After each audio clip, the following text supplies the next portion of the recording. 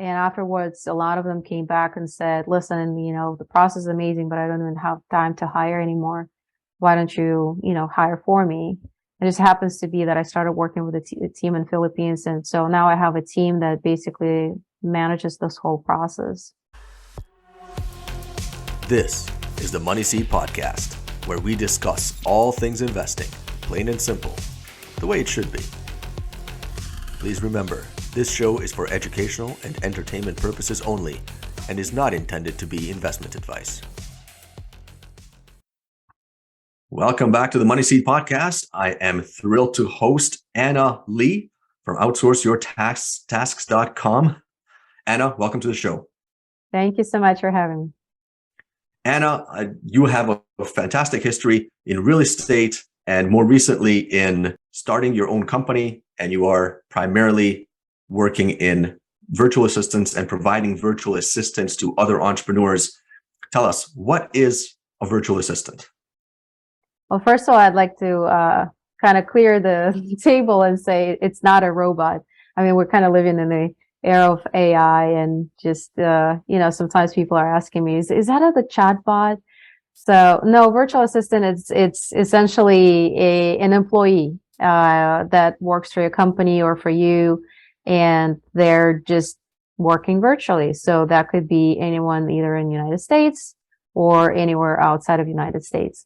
We primarily provide virtual assistants from Philippines, but we just recently launched a pilot with Latin America and also testing a pilot with South Africa. But honestly, virtual assistant could be anyone from anywhere as long as they're working virtually for you. Anna, give me some examples of the most common tasks that you assign to your virtual assistant. Sure. I think it depends heavily on the industry. I talked a little bit about real estate being sort of this primary industry that tends to come up. So in real estate, I think it all depends on what type of the sort of niche. If we're talking about property management, for example, then you can easily find a virtual assistant that can help you out with a property management calling maintenance people, managing tickets. Similar with short-term rentals, all of your Airbnbs and Verbos, you can easily find a virtual assistant that manages that for you and understands the systems and the software behind it. For your rentals and flips and everything else, you can have project managers that just kind of guide the crew team along the way. So the possibilities are endless within the real estate, but we have customers in all types of segments. For example, for anyone in the medical field, we're talking billing, administrative tasks, in marketing. I think marketing kind of exists everywhere in every industry. So social media management, sales outreach, cold calling, texting, you name it. A lot of our virtual assistants are bookkeepers, they're certified, and pretty much, anyone that you can imagine that can work from United States can work from any other country remotely. I think the only task you cannot outsource is something where you need an actual physical presence or physical labor. Got it. So these virtual assistants are living and working in a different country. And so you would just basically send them an email or jump on a conference call with them and say, look, I need your help with the following. And then they would get to work and they would get back to you when that's done. Yes, essentially that's the case. I mean, normally they have a line of work that is preset for them from the very beginning. And, we catch up with our team once a week and just checking the statuses, maintaining KPIs. So tell me, Anna, what was the first time you yourself decided to hire a virtual assistant, and how did it go? Sure, yes. I was living in Switzerland. It was a few years ago, and I was there on an assignment when I was still employed with my previous corporate job. And I wanted to start a wholesaling company in real estate. And being employed full time, being a mom of 3 kids, and being at the time difference of 6 hours, of course, I needed some help. And in order to have some marketing help and having somebody to do the outreach and calling people and texting, I decided to hire my first virtual assistant. And initially, I actually hired from the agencies that typically had the model, hey, you don't even have to manage your VA, let us manage it for you, which sounded amazing because it was less of my time that's spent. But I quickly realized the model really doesn't work because nobody can train your VA the same way that you would train them. You end up training the manager so that the manager trains the VA. So it's kind of odd and, a lot of being lost in translation. And then the other point was I would end up paying maybe $10 to $15 an hour to the agency, but they would pay the VA. It's a very low pay. And I had a couple of people actually leaving and coming back later saying, hey, if you can hire me for $4, I'll be forever grateful. And I was like, oh my gosh, how much do they pay you that, you want to come back and, be grateful for $4 an hour. So I made a point after I hired my first two VAs through the agencies to just hiring myself. I kind of created a process, understanding what I need, how to source them better, where to post the job post, how to post the job post that I attract the right candidates.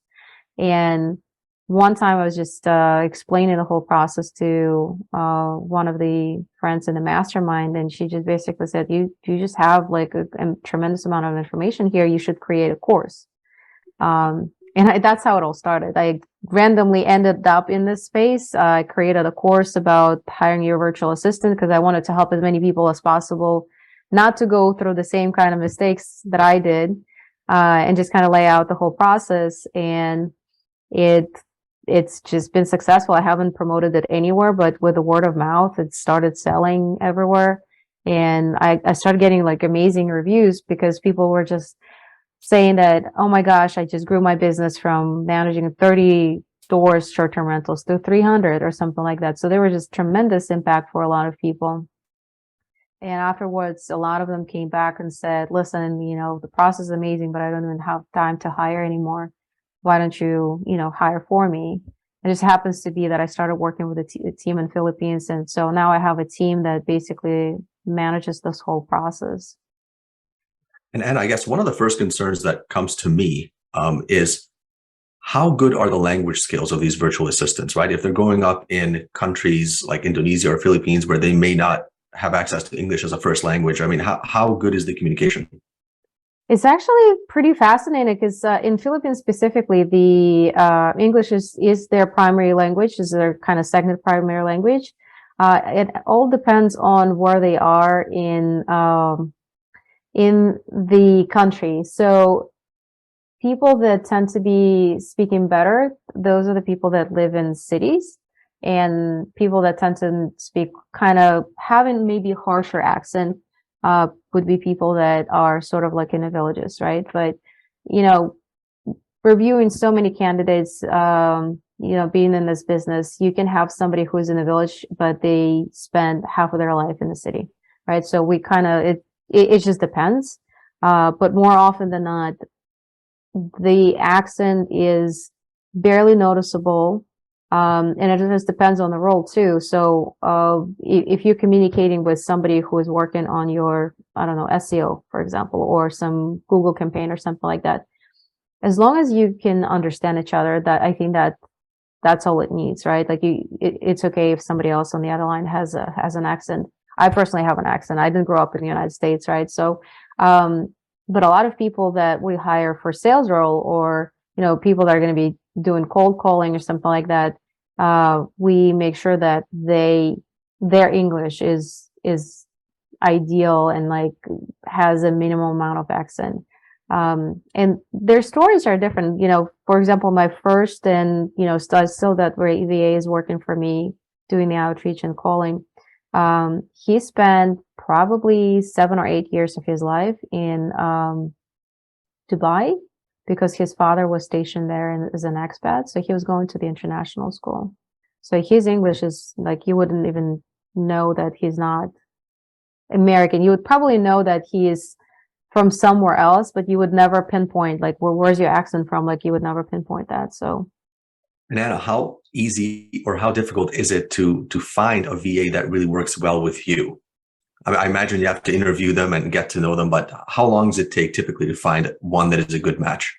Uh, for our company specifically, we sort of kind of say official 2 to 3 weeks. But honestly, depending on the role, average turnaround is probably within 5 to 7 business days. And the process is we post a role and we get about 50 to 100 applicants. Then my team goes through vetting all of them and only interviews between 25 to 30. And only from the 25 to 30, we then provide the top 3 candidates for our customers. So essentially, for top 3 candidates, you have your video recorded interview as if you interviewed themselves. So we try to automate the process so you don't even have to do the interview. Like by the end, where you get to select the candidate, we want you to be comfortable with the process that we provided and eliminate that extra step for you. It's a little bit of kind of HR headhunting. And each candidate will have the resume, of course, and a disc profile. Because again, depending on the role, if you have a salesperson, you want to have a high D. If you want to have a support person, right, your executive administrative assistant, you want to have a high S or something like that. So we provide those pieces of information, and the customer ends up just selecting the number one candidate. Amazing. So it sounds like if I'm looking for a virtual assistant, I can use your team of virtual assistants to find one for me. That's exactly. That's pretty cool. Yes. So I got to ask you, about the first time I ever heard of this concept was in that really famous book called The 4-Hour Workweek by Tim Ferriss. And I remember I read that book like maybe 12 or 13 years ago. And I love the idea. He actually has a story in there where he asked his virtual assistant to write an apology letter for his wife because, Tim forgot about his wife's birthday or something, if I remember correctly. Do you have any similar funny stories or cool stories about how you used your virtual assistant to do something non-everyday task? I think ChatGPT is definitely replacing some of the writing for me. But in terms of virtual assistant, I mean, outsourcing Christmas lists, right? Just like do the shopping, right? Just all the names in the family and just maybe providing preferences. And then they just go out and shop on Amazon. I mean, everyone buys on Amazon nowadays. If I need them to look at the different website, I'll let them know. But that was probably something that, I used to just dread doing. I'm just not a good person to select business. So, and it's just the amount of mental capacity that it takes to just kind of look for products online. I think that was one of the good examples. The other one, I was looking for an infusion center that would just provide, the affordable pricing for vitamin C infusions, for example. And I just randomly asked my VAs to give me a list of the centers around my area, like 25-mile radius, and just give me all of their information. So they would just provide me the name of the facility, their link to the website, phone number. And then I would just ask them if they provide a discount for 10 visit package or something like that. So they just went ahead and called all of the facilities. In the end, I just had like a very nice table where I could just look at the location, proximity to my house, and the price point. And, I just went ahead with the selected option. So there are a lot that you can do in your personal life, outsourcing to virtual assistants. Maybe not as much of funny stories, but definitely a lot of things that you probably maybe dread doing yourself. Anna, let's switch gears a little bit to real estate. You said something a few minutes ago that really caught my attention. You said that you were living in Switzerland. Yes. And you were using your virtual assistants to help you find wholesale deals in the United States. Yes. So we were. Wow. Okay. I think there's. Hang on. Wow. That's wild. So that's a lot to unpack there. I mean, because even in America, there's that thing being like a remote real estate investor. I'm one of those where I live on the West Coast. I can't really invest in real estate here for a number of reasons. So I invest in the Midwest. But you took it to a whole nother level. You were living in a different country and finding and wholesaling real estate in America. So how did that all come about? I guess maybe let's talk about your first ever wholesale deal. Maybe walk us through it. How did that happen? Sure. It was a nightmare deal. I was very excited when I got it for the first time. So it was a deal. It was a property and a land piece attached to that. And when I got it, when I got the seller to sign a contract, I was very excited. And then I quickly realized that there are not a lot of buyers for it in Philadelphia because I needed a builder buyer, right? So it's not your typical standard investor who would either buy it for rental and, rehab for flip.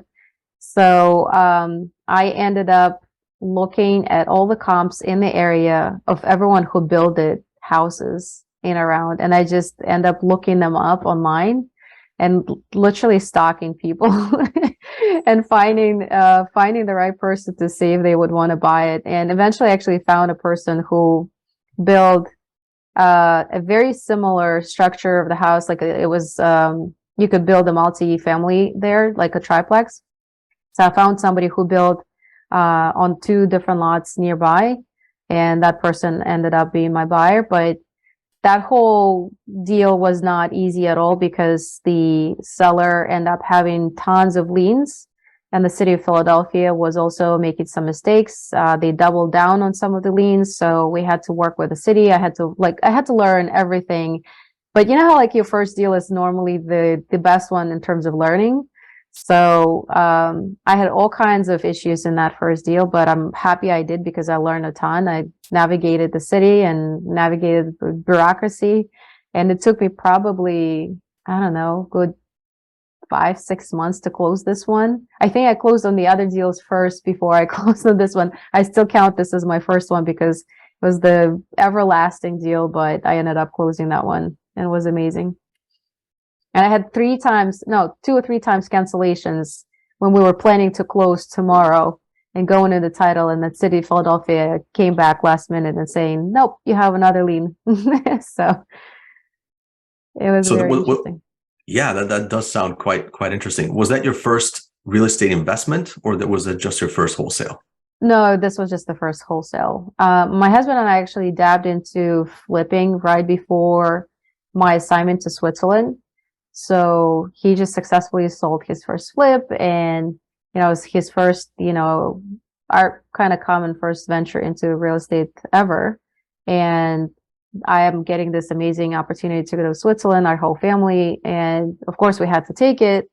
But we quickly had to figure out what to do because we were addicted from the very first, sale.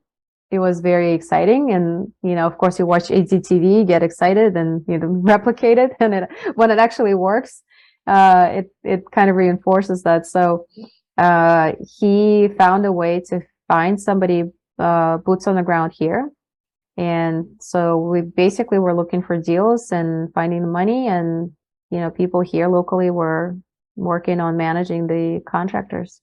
So we started with flips essentially, and then eventually slowly progressed into kind of burst, right? Hmm. Long-term rentals. And now we've expanded. So I started my wholesaling company, and we recently dabbed into short-term rentals too. Amazing. Wow. So let's get back to the wholesaling a little bit. Maybe can you walk us through what does your typical wholesaling deal looks like? How do you find the properties? How do you find investors to sell the properties to, et cetera? Maybe just walk us through like a typical deal. It could be a real one or just an example one. Sure. So my only way of marketing before was via cold calling. So we would pull a list, either tax delinquencies or foreclosures or even water shut off. And it depends where we're at. So in Philadelphia, city of Philadelphia is very specific. You can pull the records at the county. We also have a couple of counties here nearby Philadelphia, and everyone is very different. So in some cases, you have to scrape the data. In other cases, you don't. In some cases, the data is easily available. In other cases, you have to pay for it. Nonetheless, however we get the data, then we basically massage it, making sure that it's all clean. And then we try to stack the data. So it's not maybe just the tax violation, but it's also, there's a code violation, maybe a couple of liens. So the more stacking there is, the better the chances that the seller would be very motivated to sell. So we normally tackle those first. And my virtual assistant is essentially calls on all of these people. Of course, we have to skip trace. There's a lot of expenses that are involved in the process. I think in the very beginning, I just thought, oh, you just pay your VA and that's it. So the data itself costs a lot of money too. So you end up kind of getting motivated leads this way. VA would call on them, find people that are interested in selling. Then we're using our CRM system that goes in there. And then it goes into the follow-up process. So, and it's kind of quickly, you can quickly evaluate whether it's a good deal or not by their asking price and where they're at. Philadelphia is a very unique place. It's very much not zip code by zip code. It's a block by block. And there's a lot of, I guess, gentrification, I'd say, would happen. A lot of bad houses mixed with new constructions and amazing houses. So we always kind of evaluate it from this perspective. And, once we do the follow-up, we send people to take pictures, do the evaluation, submit the offers. Once we get them under contract, then we just decide whether actually we want to do something ourselves. Because I have a partnership there with my business partner. We both invest in and around Philadelphia. So we don't normally identify if this is a street that we want to be on or zip code we want to be on. And sometimes it's just more of a proximity. It's not necessarily whether it's a good deal or not. And then if it's not something in our sort of buy box, then we find the buyers and we assign it. And I got to ask you, where did you find and where did you learn this expertise, right? If I remember your background correctly, you came to the United States around 2005-ish, give or take. And here you are, it sounds like 10, 11 years later, you are pretty much a real estate professional, right? And you know most of the laws around Philadelphia, where to find the information on distressed properties, how do you, like this kind of law, this kind of flip, this kind of bank, you have your network of investors, et cetera. How did you get so well acquainted with this industry in such a short amount of time? I think it all started when my husband started flipping. I started learning more about real estate in general. Bigger Pockets University. I think everyone went through that. So I listened to every single podcast, and then I started dabbing into other podcasts. And then I created a website for my wholesaling. Like that was the first thing that I started doing. And the website was through the platform called care.com. And I guess the CEO of that website was also, of that service, was also hosting podcasts. So I would just listen to that podcast too. And one time he had Pace Morby from Subject to Community. And I really got excited learning more about creative deals. So buying deals subject to or seller finance. So I actually signed up for that mentorship, and probably that propelled me the most in wholesaling specifically. I think everything else that I've learned probably was a combination of Bigger Pockets, connecting with other people in the same sort of atmosphere. And specifically wholesaling was through the Subject to Community, because I think most of the people there are wholesalers / investors. And honestly, the only reason I even started the wholesaling is I thought we needed to have more deals for my husband and I.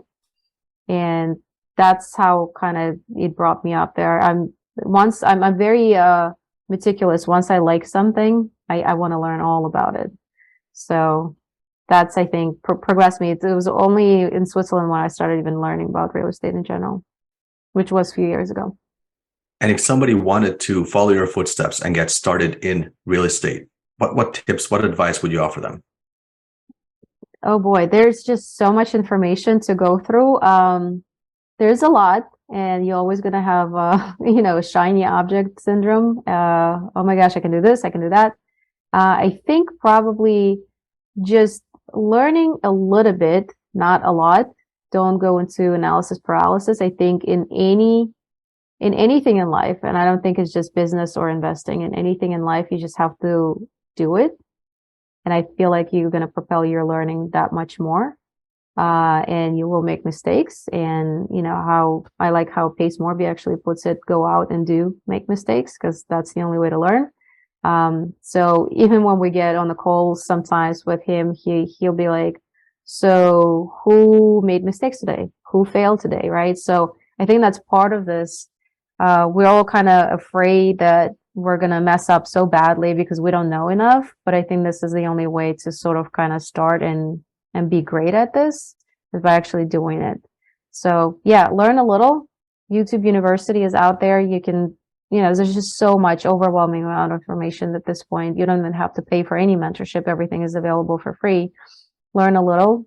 And depending on your probably budget, you can decide what to start with. It seems to me that the less money you have, the probably you'll go to the direction of wholesaling because you could hustle through and start this way. And I think the more money you have, you probably kind of progress to maybe short-term, long-term rentals, flips, and sort of multifamily commercial. And Anna, I believe that right now you are no longer working a W-2 job. Maybe take us through that process is because that's how most people start in real estate, right? They have their full-time job, they start doing real estate on the side. And for some people, such as yourself, it really starts taking off and they find out that this is a passion of theirs and they're successful at it and the business grows and grows.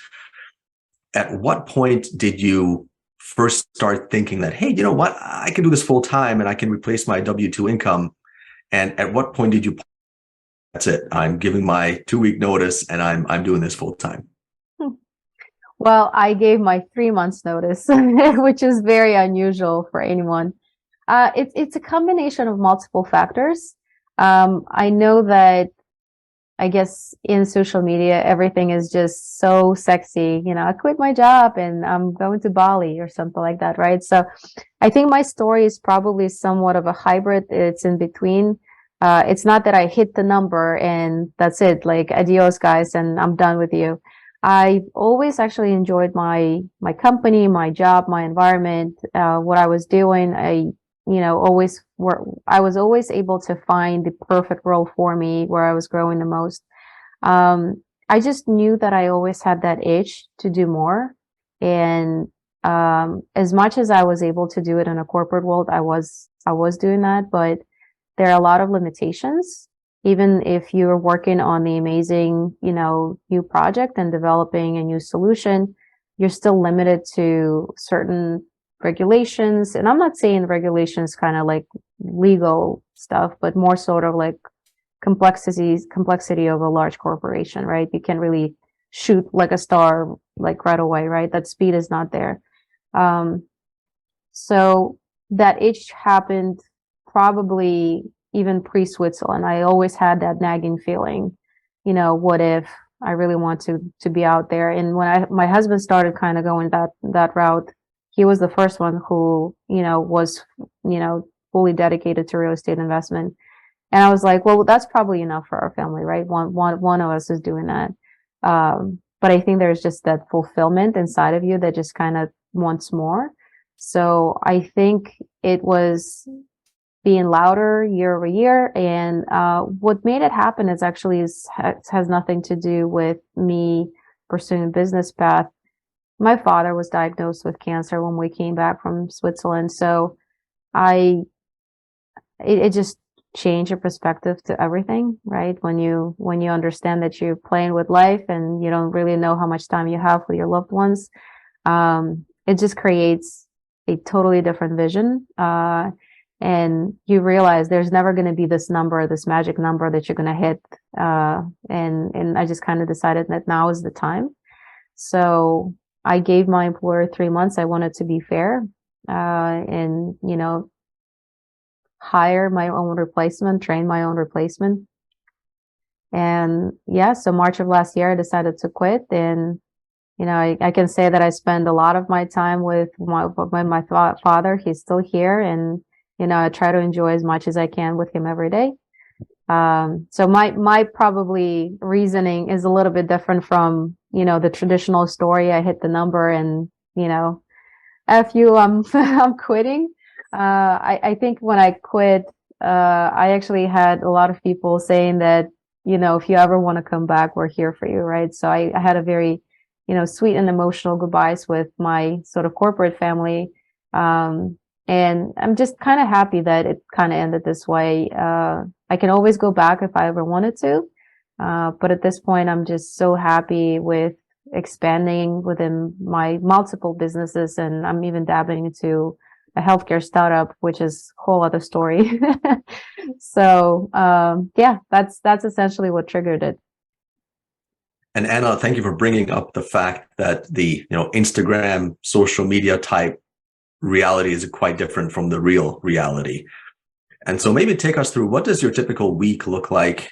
How much sleep do you get? And the life of an entrepreneur, and what does the daily hustle look like? Because I mean, it sounds like other than the 2 or 3 businesses you have, you also have a young family. You also mentioned your father, et cetera. What does your week look like? Sure, I am better at this now. I'm a very much of a recovering person that doesn't know how to, work with a schedule. It's hard because, last 15 years I've been in the corporate structure, and I always had my schedule, right? So it was easy to kind of plan around it.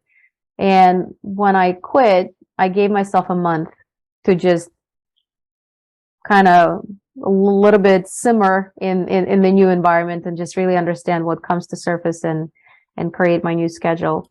Um, talking about Instagram and all the TikTok realities, nobody tells you that even scheduling your day is a challenge, right? It's kind of like, oh, you're gonna be like, exercising every day and doing this and that. Well, life still happens, right? And, people are generally, lazy, right? So if you don't have, somebody nagging on you, like your boss or whatever, you're like, well, maybe I'll just kind of slip in today or whatever, right? So it took me a little bit of time to just get into the rhythm and the schedule.